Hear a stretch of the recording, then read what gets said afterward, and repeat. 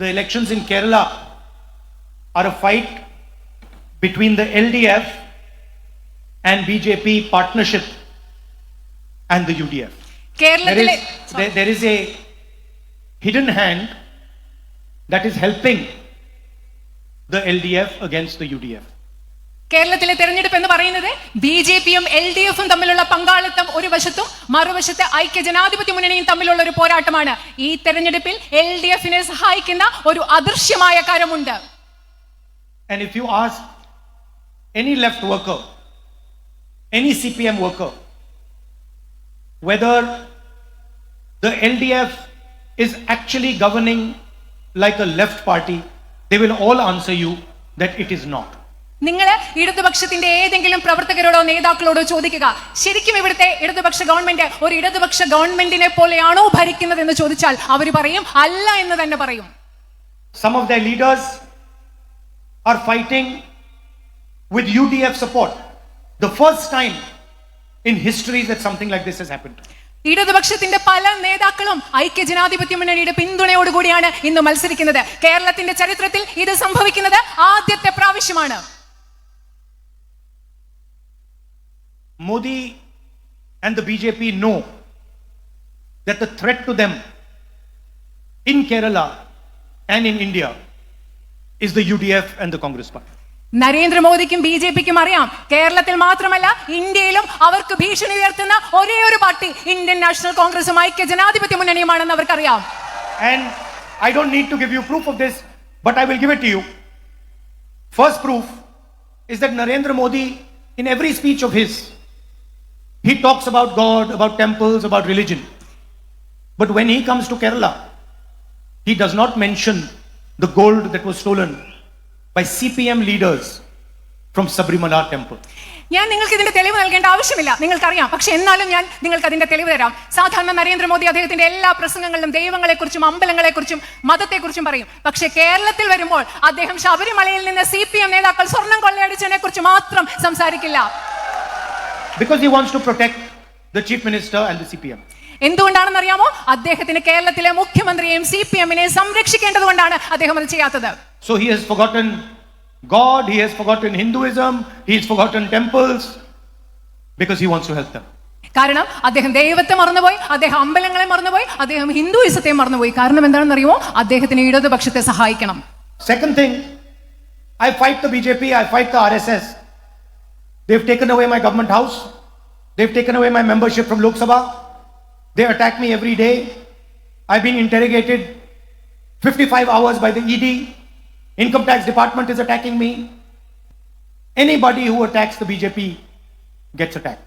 രണ്ടാമത്തെ കാര്യം എന്ന് പറയുന്നെങ്കിൽ ഞാൻ ദൈനംദിനം RSSനെയും BJP ആക്രമിക്കുന്ന ഒരാളാണ്.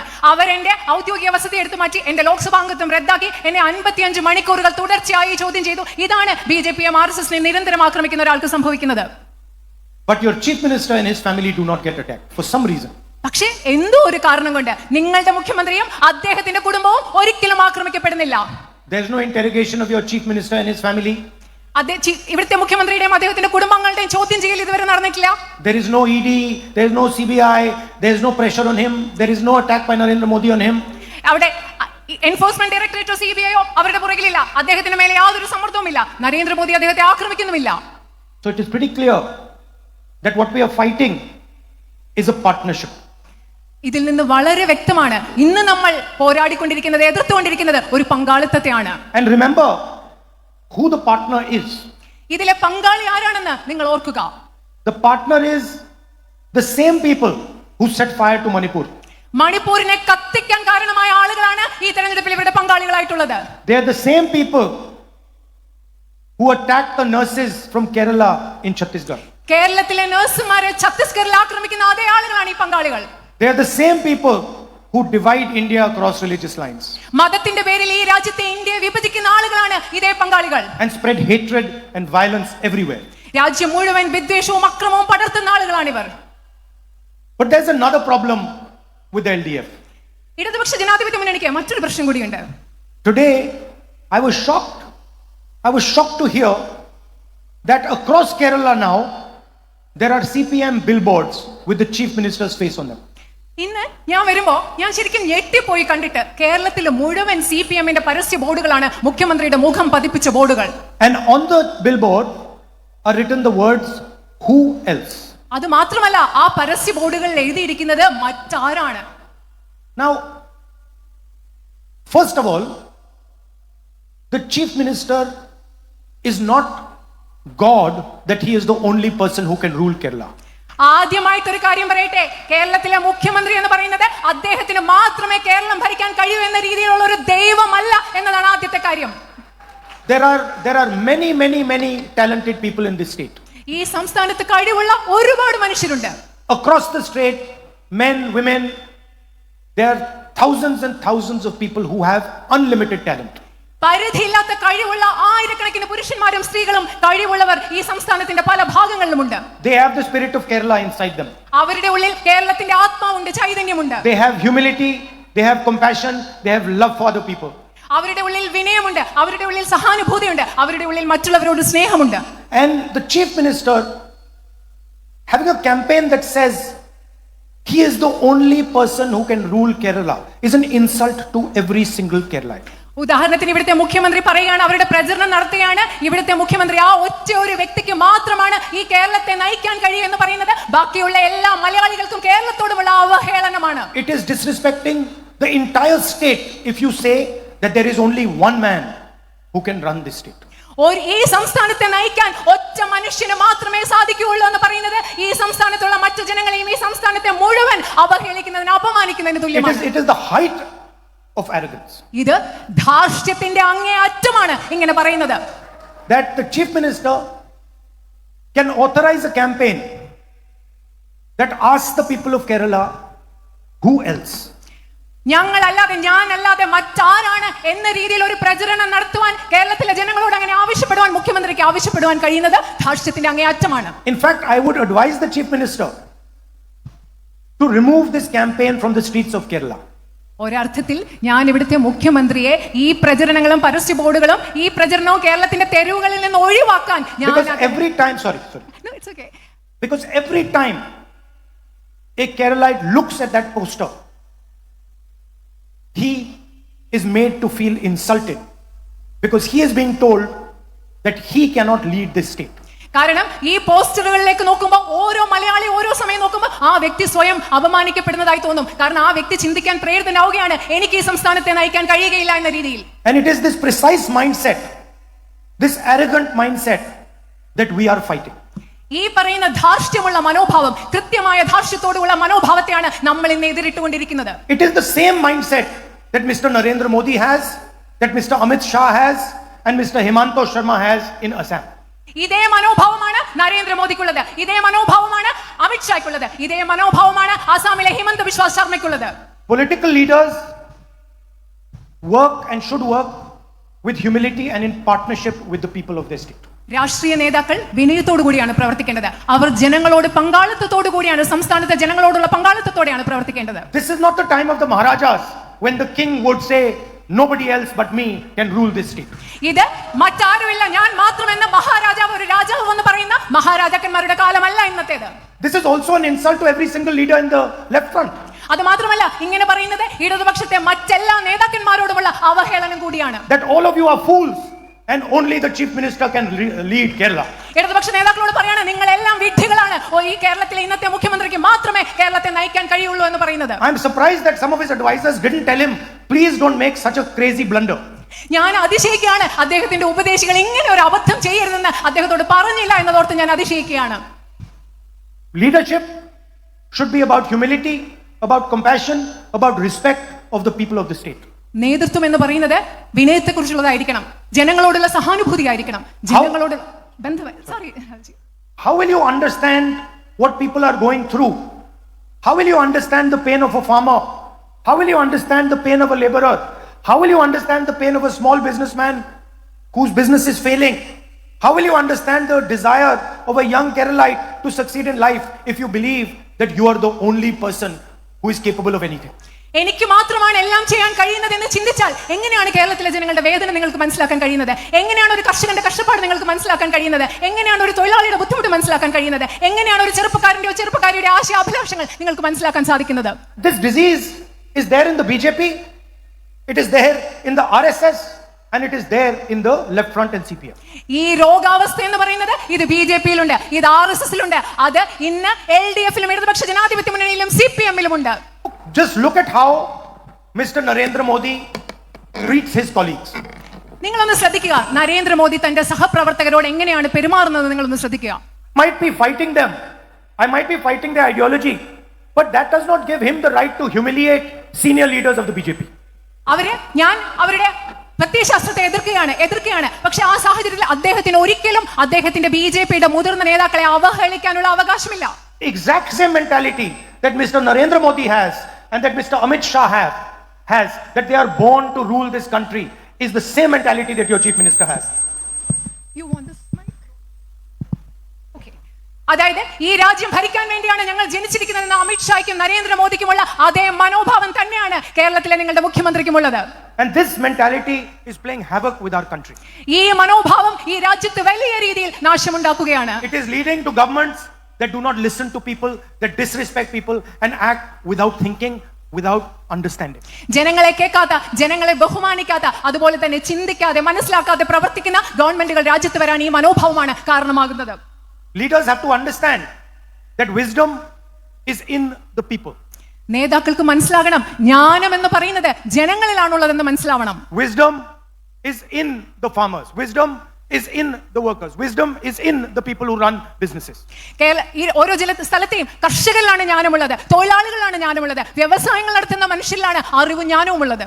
And a leader's job is to understand that wisdom and work with the people of the state and the country. ഒരു നേതാവിന്റെ ജോലി എന്ന് പറയുന്നത് ഈ ജനങ്ങളിലുള്ള ജ്ഞാനവും അറിവും എന്താണെന്ന് മനസ്സിലാക്കി അവരോടൊപ്പം ചേർന്ന് ആ സംസ്ഥാനത്തിന്റെയും രാജ്യത്തിന്റെയും പുരോഗതിക്ക് വേണ്ടി പ്രവർത്തിക്കുക എന്നുള്ളതാണ്. There are examples of these type of leaders from the UDF. ഐക്യ ജനാധിപത്യ മുന്നണിയിൽ ഇതുപോലെയുള്ള നേതാക്കളുടെ അനേകം ഉദാഹരണങ്ങളുണ്ട്. Karunakaranji's legacy is an example of this type of leadership. Shri K കരുണാകരൻജിയുടെ പാരമ്പര്യം ഇത്തരം ഒരു നേതൃത്വത്തിന്റെ ഉദാഹരണമാണ്. Omen Chandyji's legacy, AK Antonyji's legacy. This is the type of leadership that we are talking about. Shri ഉമ്മൻചാണ്ടിജിയുടെ പാരമ്പര്യം, ശ്രീ AK ആന്റണിജിയുടെ പാരമ്പര്യം, ഇതുപോലെയുള്ള നേതാക്കളെയാണ് നമുക്ക് ആവശ്യമുള്ളത്. And that is what the UDF is proposing. അതാണ് ഐക്യ ജനാധിപത്യ മുന്നണി നിങ്ങൾക്ക് നൽകാൻ ഉദ്ദേശിക്കുന്നത്. Mr. Narendra Modi is controlled by Donald Trump. Narendra Modi Donald ട്രംപിന്റെ നിയന്ത്രണത്തിലുള്ള ആളാണ്. Donald Trump openly says that he can destroy Mr. Narendra Modi anytime he wants. Donald Trump പരസ്യമായി പറയും, ഏത് സമയം വേണമെങ്കിലും എനിക്ക് നരേന്ദ്രമോദിയെ നശിപ്പിക്കാൻ സാധിക്കും.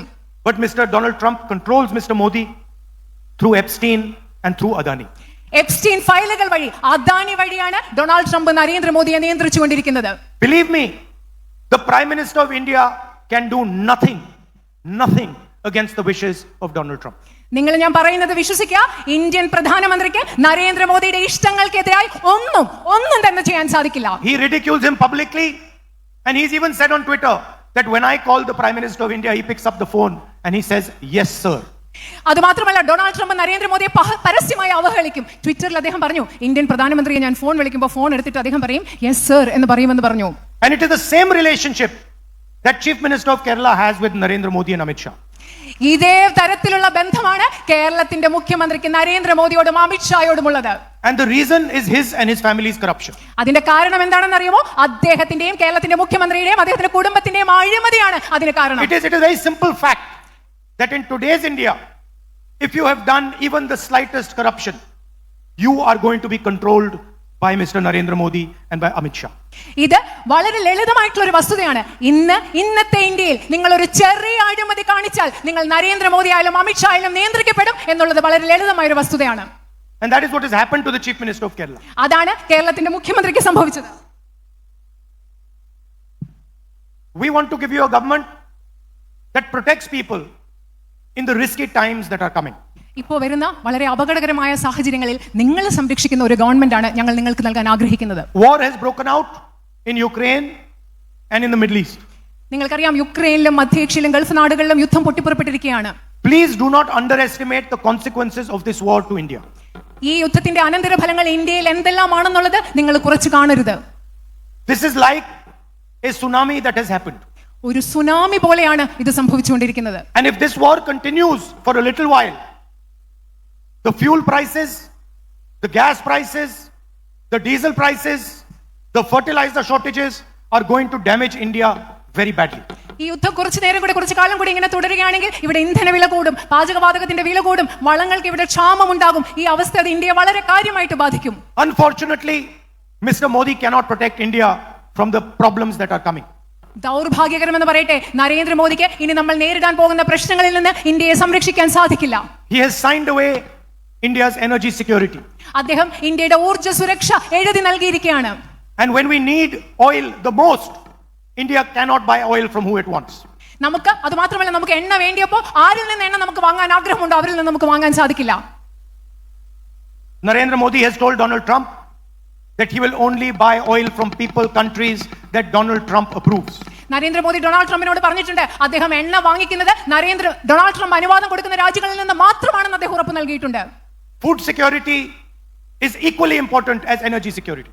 നമ്മുടെ ഊർജ്ജ സുരക്ഷയെ പോലെ തന്നെ നമ്മുടെ ഭക്ഷ്യ സുരക്ഷയും തുല്യ പ്രാധാന്യമുള്ളതാണ്. And for the first time, the Prime Minister of India has opened Indian agriculture to American farmers. അത് മാത്രമല്ല, ആദ്യത്തെ പ്രാവശ്യം ഇന്ത്യയുടെ കാർഷിക മേഖലയെ അമേരിക്കയിലെ കർഷകർക്ക് ഇന്ത്യൻ പ്രധാനമന്ത്രി തുറന്നു നൽകിയിരിക്കുകയാണ്.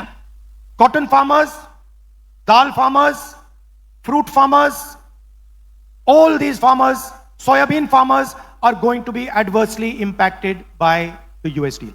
പരുത്തി കർഷകർ, അതുപോലെ തന്നെ പച്ചക്കറി കൃഷി ചെയ്യുന്നവർ, അതുപോലെ തന്നെ ഈ രാജ്യത്തെ സോയാ കർഷകർ, ഇവരെല്ലാം ഇന്ത്യയും അമേരിക്കയും തമ്മിലുള്ള വ്യാപാര ഉടമ്പടിയുടെ ഭാഗമായി വളരെയധികം ബുദ്ധിമുട്ടുകൾ അനുഭവിക്കാൻ പോകുന്നു. And Narendra Modi can do nothing about it because he's compromised.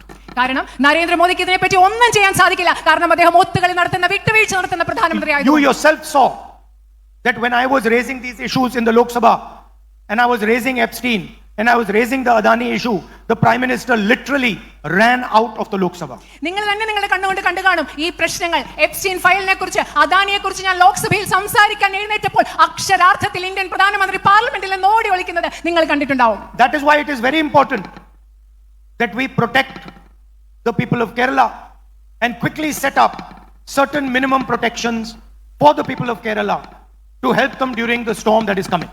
അതുകൊണ്ടാണ് കേരളത്തിലെ ജനങ്ങൾക്ക് സംരക്ഷണം നൽകേണ്ടത്. ഇനി വരുന്ന കൊടുങ്കാറ്റിനെ നേരിടുന്നതിന് അടിസ്ഥാന തലത്തിലുള്ള സംരക്ഷണം കേരളത്തിലെ ജനങ്ങൾക്ക് ഉറപ്പാക്കേണ്ടത് അതുകൊണ്ടാണ് അത്യാവശ്യമാകുന്നത്.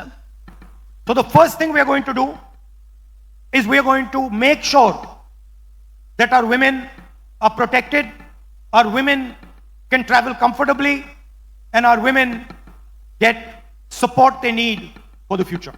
ആദ്യമായിട്ട് ഇതിനു വേണ്ടി ഞങ്ങൾ ചെയ്യാൻ പോകുന്നത് നമ്മുടെ ഇവിടുത്തെ കേരളത്തിലെ സ്ത്രീകൾ സംരക്ഷിക്കപ്പെടുന്നു എന്ന് ഉറപ്പാക്കുകയാണ്. അവർക്ക് സുരക്ഷിതമായി സുഖകരമായി യാത്ര ചെയ്യാൻ കഴിയുന്നു, അവർക്ക് പിന്തുണ നൽകുന്നു എന്ന് ഞങ്ങൾ ഉറപ്പാക്കുകയാണ്. So the day the UDF government comes to power, from that day on, women in Kerala will travel for free in Kerala's buses. ആദ്യമായി ഐക്യ ജനാധിപത്യ മുന്നണി അധികാരത്തിൽ വരുന്ന ആദ്യത്തെ ദിവസം മുതൽ കേരളത്തിലെ സ്ത്രീകൾ കേരളത്തിലെ സർക്കാർ ബസ്സുകളിൽ സൗജന്യമായി യാത്ര ചെയ്യും എന്ന ഉറപ്പാണ് ഞങ്ങൾ നൽകുന്നത്. And every single college going girl in Kerala, university going girl in Kerala is going to get 1,000 rupees a month every month straight into her bank account. അത് മാത്രമല്ല, കേരളത്തിലെ യൂണിവേഴ്സിറ്റിയിൽ പഠിക്കുന്ന, കോളേജിൽ പഠിക്കുന്ന ഓരോ പെൺകുട്ടിക്കും പ്രതിമാസം 1000 രൂപ ആ പെൺകുട്ടിയുടെ ബാങ്ക് അക്കൗണ്ടിലേക്ക് ലഭിക്കും എന്ന ഉറപ്പാണ് ഞങ്ങൾ രണ്ടാമതായി നൽകുന്നത്. In difficult times, senior citizens find it much harder to survive. ബുദ്ധിമുട്ടുള്ള കാലങ്ങളിൽ പ്രായമായ മനുഷ്യർക്ക് മുൻപോട്ട് പോകുക, അതിജീവിക്കുക എന്നത് വളരെ ബുദ്ധിമുട്ടുള്ള കാര്യമാണ്. Prices are going to rise. Price of petrol is going to rise. That is why we are raising their welfare pension. വില കൂടിക്കൊണ്ടിരിക്കുകയാണ്, അതുപോലെ ഇന്ധന വില കൂടിക്കൊണ്ടിരിക്കുകയാണ്. ഈ സാഹചര്യത്തിലാണ് കേരളത്തിലെ പ്രായമായവരുടെ പെൻഷൻ ഞങ്ങൾ ഉയർത്താൻ പോകുന്നത്. To 3,000 rupees. 3000 രൂപയായി ഉയർത്താൻ പോകുന്നത്. And we are also opening a dedicated ministry to look after their issues, to make sure that they are comfortable. അവരുടെ പ്രശ്നങ്ങൾ പരിഹരിക്കുന്നതിന് വേണ്ടി, അവർ സുഖകരമായി ജീവിക്കുന്നു എന്ന് ഉറപ്പാക്കാൻ വേണ്ടി കേരളത്തിലെ പ്രായമായവർക്ക് വേണ്ടി പ്രത്യേകമായി ഒരു വകുപ്പ് ഞങ്ങൾ ആരംഭിക്കാൻ പോവുകയാണ്. Brain drain is a problem in Kerala, and that is why any youngster who wants to start a business, small business, medium-sized business, will get an interest-free loan of 5 lakh rupees to start building the business of his dreams. കേരളത്തിൽ നിന്നുള്ള മസ്തിഷ്ക ചോർച്ച ആളുകൾ പുറത്തു പോകുന്നത് ഒരു വലിയ പ്രശ്നമാണ്. അതുകൊണ്ട് കേരളത്തിലെ ഏതെങ്കിലും ഒരു ചെറുപ്പക്കാരനോ ചെറുപ്പക്കാരിക്കോ ഒരു വ്യവസായം തുടങ്ങാൻ ആവശ്യമുണ്ടെങ്കിൽ അതിനുവേണ്ടി 5 ലക്ഷം രൂപ പലിശരഹിത വായ്പയായി നൽകും എന്നതാണ് ഞങ്ങളുടെ അടുത്ത ഉറപ്പ്. I mentioned Oommen Chandy ji as a humble leader, as a leader who merged with the people of Kerala. ഞാൻ നേരത്തെ പറഞ്ഞു ഉമ്മൻചാണ്ടിജിയെ കുറിച്ച് വിനയാന്വിതനായ ഒരു നേതാവ് എന്ന നിലയിൽ കേരളത്തിലെ ജനങ്ങളോട് അലിഞ്ഞു ചേർന്ന് ലയിച്ചു ചേർന്ന ഒരു നേതാവ് എന്ന നിലയിൽ ഞാൻ പറഞ്ഞു. Oommen Chandy ji would never authorize a campaign which said who else in front of his name. ഒരിക്കലും ഉമ്മൻചാണ്ടിജി തന്റെ പേരിന് മുമ്പിൽ ഞാനല്ലാതെ മറ്റാര് എന്ന് പറഞ്ഞിട്ടുള്ള ഒരു പ്രചരണം അദ്ദേഹമായിരുന്നെങ്കിൽ ഒരിക്കലും നയിക്കില്ല. In fact, if you ask Oommen Chandy ji who else can lead Kerala, Oommen Chandy would answer to you that anybody in Kerala can lead Kerala. Kerala has the spirit to lead itself. അതുമാത്രമല്ല ഉമ്മൻചാണ്ടിജിയോട് നിങ്ങൾ ചോദിക്കുകയാണ് ആർക്കാണ് കേരളത്തെ നയിക്കാൻ കഴിയുക എന്ന് ചോദിച്ചാൽ അദ്ദേഹം പറയും ആർക്ക് വേണമെങ്കിലും കേരളത്തെ നയിക്കാൻ കഴിയും. കേരളത്തിന്റെ ആത്മാവിന് കേരളത്തിന്റെ ചൈതന്യത്തിന് സ്വയം തന്നെ കേരളത്തിനെ നയിച്ച് മുൻപോട്ട് പോകാൻ കഴിയുമെന്ന് അദ്ദേഹം പറയും. And that is why we are naming the new healthcare scheme that we are launching after Oommen Chandy ji. അതുകൊണ്ടാണ് ഞങ്ങൾ ആരംഭിക്കാൻ പോകുന്ന പുതിയ ആരോഗ്യ ഇൻഷുറൻസ് സംവിധാനത്തെ ഞങ്ങൾ ശ്രീ ഉമ്മൻചാണ്ടിജിയുടെ പേരിലാണ് അത് ആരംഭിക്കുന്നത്. Every single family in Kerala is going to have 25 lakh rupees as health insurance. കേരളത്തിലെ ഓരോ കുടുംബത്തിനും 25 ലക്ഷം രൂപ ആരോഗ്യ ഇൻഷുറൻസ് ആയി ഞങ്ങൾ അധികാരത്തിൽ വന്നാൽ ഉറപ്പ് നൽകുകയാണ്. Prices are rising, medical treatment is becoming more expensive. We want every single family in Kerala to be protected. ഇവിടെ വില കൂടിക്കൊണ്ടിരിക്കുകയാണ്. അതുമാത്രമല്ല ചികിത്സ വളരെ ചെലവേറിയതാകുകയാണ്. ഈ സാഹചര്യത്തിൽ കേരളത്തിലെ ഓരോ കുടുംബത്തെയും സംരക്ഷിക്കണമെന്ന് ഞങ്ങൾ ആഗ്രഹിക്കുന്നു. People who are watching might have relatives who are sick right now. ഇപ്പോൾ ഇത് കണ്ടുകൊണ്ടിരിക്കുന്ന നിങ്ങളുടെ ഇടയിൽ തന്നെ ഒരുപാട് അസുഖമുള്ള ബന്ധുക്കളുള്ളവർ ഇവിടെ ഉണ്ടാവാം. Somebody's brother might have cancer, somebody's parents might have heart disease. ചിലരുടെ സഹോദരങ്ങൾക്ക് ക്യാൻസർ ഉണ്ടായിരിക്കാം, ചിലരുടെ അച്ഛനമ്മമാർക്ക് ഹൃദയ സംബന്ധമായ രോഗങ്ങൾ ഉണ്ടായിരിക്കാം. There are thousands and thousands and thousands of people in Kerala like this. അതുപോലെ ആയിരക്കണക്കിന് ആളുകൾ കേരളത്തിൽ അതുപോലെയുണ്ട്. Who are struggling, who don't know how to pay for their loved one's medical treatment. സ്നേഹമുള്ള ഇഷ്ടപ്പെട്ട പ്രിയപ്പെട്ട ആളുകളുടെ ചികിത്സയ്ക്ക് എങ്ങനെ പൈസ ചെലവഴിക്കണമെന്ന് അറിയാതെ കഷ്ടപ്പെടുന്ന ഒരുപാട് ആളുകൾ കേരളത്തിലുണ്ട്. I want to tell them, don't worry. ഞാൻ അവരോട് പറയാൻ ആഗ്രഹിക്കുന്നു, നിങ്ങൾ വിഷമിക്കണ്ട. Doesn't matter what you have, what your parents have, what disease your brother or sister has. അത് നിങ്ങൾക്ക് എന്തുണ്ടോ, നിങ്ങളുടെ പേരൻസ് മാതാപിതാക്കൾക്കോ സഹോദരനോ സഹോദരിക്ക് എന്ത് അസുഖമായിക്കൊള്ളട്ടെ, within a few weeks you will have 25 lakh rupees to protect you. ഏതാനും ആഴ്ചകൾക്കുള്ളിൽ 25 ലക്ഷം രൂപ നിങ്ങളെ സംരക്ഷിക്കാൻ വേണ്ടി ഉണ്ടായിരിക്കും. You will have 25 lakh rupees to pay for the treatment of your loved ones. നിങ്ങളുടെ സ്നേഹമുള്ളവരുടെ പ്രിയപ്പെട്ടവരുടെ ചികിത്സയ്ക്ക് വേണ്ടി ചെലവഴിക്കാൻ നിങ്ങൾക്ക് 25 ലക്ഷം രൂപ ഉണ്ടായിരിക്കും. And you will use the money that we are going to spend for their medical treatment in other things. നിങ്ങൾ അതുപോലെ തന്നെ അവരുടെ ആരോഗ്യ ചികിത്സയ്ക്ക് വേണ്ടി ഞങ്ങൾ നൽകാൻ പോകുന്ന ഈ പൈസ മറ്റു കാര്യങ്ങൾക്ക് വേണ്ടി നിങ്ങൾക്ക് ഉപയോഗിക്കാൻ സാധിക്കും. This is a historic location. This is a historic location. ഇത് ചരിത്രപരമായ ഒരു പ്രദേശമാണ്. This is the place where St. Thomas first landed. Saint Thomas വന്ന പ്രദേശമാണിത്. This is also the place where the first mosque in India was built. അതുമാത്രമല്ല ഇന്ത്യയിലെ ആദ്യത്തെ mosque സ്ഥാപിക്കപ്പെട്ട പ്രദേശം കൂടിയാണിത്. And there are many important temples over here as well. അതുമാത്രമല്ല ഇവിടെ വളരെ പ്രധാനപ്പെട്ട ധാരാളം ക്ഷേത്രങ്ങളുമുണ്ട്. You are an example of India's pluralism. ഈ രാജ്യത്തിന്റെ ഇന്ത്യയുടെ ബഹുസ്വരതയുടെ ഉദാഹരണമാണ് നിങ്ങൾ. You are an example of how people of different religions, different faiths, different traditions can all live happily and lovingly together. വ്യത്യസ്ത വിശ്വാസങ്ങളുള്ള ഒരുപാട് ആളുകൾക്ക്, വ്യത്യസ്ത മതങ്ങളിൽപ്പെട്ട ആളുകൾക്ക് എങ്ങനെ സന്തോഷത്തോടുകൂടി സമാധാനത്തോടും കൂടി ജീവിക്കാം എന്നുള്ളതിന്റെ മികച്ച ഉദാഹരണമാണ് നിങ്ങൾ. This respect you have for each other is the most valuable thing that you have. നിങ്ങൾക്ക് പരസ്പരമുള്ള ബഹുമാനമാണ് നിങ്ങൾക്കുള്ള ഏറ്റവും വിലപിടിച്ച കാര്യം എന്ന് ഞാൻ പറയാൻ ആഗ്രഹിക്കുന്നു. And it is not something that happens over 6 months, over 1 year. അത് വെറും 6 മാസം കൊണ്ടോ 1 വർഷം കൊണ്ടോ സംഭവിക്കുന്ന ഒരു കാര്യമല്ല. This is your history. This is thousands of years of your history and your tradition. ഇത് നിങ്ങളുടെ ചരിത്രമാണ്. ആയിരക്കണക്കിന് വർഷങ്ങൾ പഴക്കമുള്ള നിങ്ങളുടെ ചരിത്രവും പാരമ്പര്യവുമാണിത്. And this is what I have learned in my time in Kerala. ഇത് തന്നെയാണ് ഞാൻ കേരളത്തിൽ ചെലവഴിച്ച സമയം ഞാൻ പഠിച്ചതും. Kerala knows how to respect itself and other people. സ്വയം ബഹുമാനിക്കാനും മറ്റുള്ളവരെ ബഹുമാനിക്കാനും കേരളത്തിനും മലയാളികൾക്കും അറിയാം. Kerala is humble and compassionate. Keralam എന്ന് പറയുന്നത് വിനയാന്വിതമാണ്, സഹാനുഭൂതിയുള്ളതാണ്. Kerala is not arrogant. Keralam ധാർഷ്ട്യമുള്ളതല്ല. And you can see this spirit in the people of Kerala. കേരളത്തിലെ ജനങ്ങളിൽ കേരളത്തിന്റെ ഈ തനിമ, ചൈതന്യം നമുക്ക് കാണാൻ സാധിക്കും. It is everywhere. അത് എല്ലായിടത്തുമുണ്ട്. I keep repeating, why are Kerala nurses so popular? ഞാൻ വീണ്ടും വീണ്ടും പറഞ്ഞുകൊണ്ടിരിക്കുകയാണ് എന്തുകൊണ്ടാണ് കേരളത്തിലെ നഴ്സുമാർ ഇത്രമാത്രം പ്രസിദ്ധി നേടുന്നവരാണെന്നുള്ളത്. It is not only because of their technical expertise. അവരുടെ ടെക്നിക്കൽ ആയിട്ടുള്ള കഴിവ് കൊണ്ട് മാത്രമല്ല, സാങ്കേതികമായ കഴിവ് കൊണ്ട് മാത്രമല്ല. It is because when they see a person, when they treat a person, they see a human being. കാരണം അവരൊരാളെ കാണുമ്പോൾ, അവരൊരാളെ പരിചരിക്കുമ്പോൾ അവർ കാണുന്നത് മനുഷ്യനെയാണ്. അതുകൊണ്ടാണ് They do not see a religion or a caste or a community or a gender. They see a human being. ഒരാൾ മുന്നിൽ വരുമ്പോൾ അവരുടെ മതമല്ല കേരളത്തിലെ നഴ്സുമാർ കാണുന്നത്, അവരുടെ ജാതിയല്ല, അവരുടെ സമുദായമല്ല, അവരുടെ ലിംഗപദവിയല്ല, മറിച്ചൊരു മനുഷ്യനെയാണ് കാണുന്നത്. They are gentle and they are compassionate. അവർ വളരെ സൗഹാർദ്ദപൂർവ്വം സൗമ്യമായി പെരുമാറുന്നവരും സഹാനുഭൂതിയുള്ളവരുമാണ്. And that is why the whole world talks about them. അതുകൊണ്ടാണ് ലോകം മുഴുവൻ കേരളത്തിലെ നഴ്സുമാരെ കുറിച്ച് സംസാരിക്കുന്നത്. You can go anywhere. You can go to the Middle East, you can go to Europe, you can go to the United States, you can go to Uttar Pradesh, you can go to Bihar, you can go anywhere and you will see that this is what they say about Kerala nurses. നിങ്ങൾക്ക് എവിടെ വേണമെങ്കിലും പോകാം, അമേരിക്കയിൽ പോകാം, യൂറോപ്പിൽ പോകാം, ഗൾഫിൽ പോകാം, ഉത്തർപ്രദേശിൽ പോകാം, ബീഹാറിൽ പോകാം, എവിടെ പോയാലും മലയാളി നഴ്സുമാരെ കുറിച്ച് എല്ലാവരും പറയുന്നത് ഇത് തന്നെയാണ്. So your nurses carry your tradition and your culture with you. നിങ്ങളുടെ പാരമ്പര്യവും സംസ്കാരവും കൊണ്ട് നടക്കുകയാണ് കേരളത്തിലെ നഴ്സുമാർ ചെയ്യുന്നത്. And this is something that you have taught the entire world, so I thank you for it. നിങ്ങൾ ഇത് ലോകത്തെ മുഴുവൻ മലയാളികളായി നിങ്ങൾ പഠിപ്പിച്ചതാണ്. അതിനുവേണ്ടി ഞാൻ നിങ്ങളോട് നന്ദി പറയുന്നു. Let us get a government that appreciates the humility, the compassion in the spirit of Kerala. കേരളത്തിന്റെ വിനയത്തെ, കേരളത്തിന്റെ സഹാനുഭൂതിയെ, കേരളത്തിന്റെ അന്തസ്സത്തെ, ആത്മാവിനെ ബഹുമാനിക്കുന്ന, അഭിനന്ദിക്കുന്ന ഒരു ഗവൺമെന്റിനെ നമുക്ക് വേണം. Let us not have a leader who thinks that he is the only person out of millions of people who can run Kerala.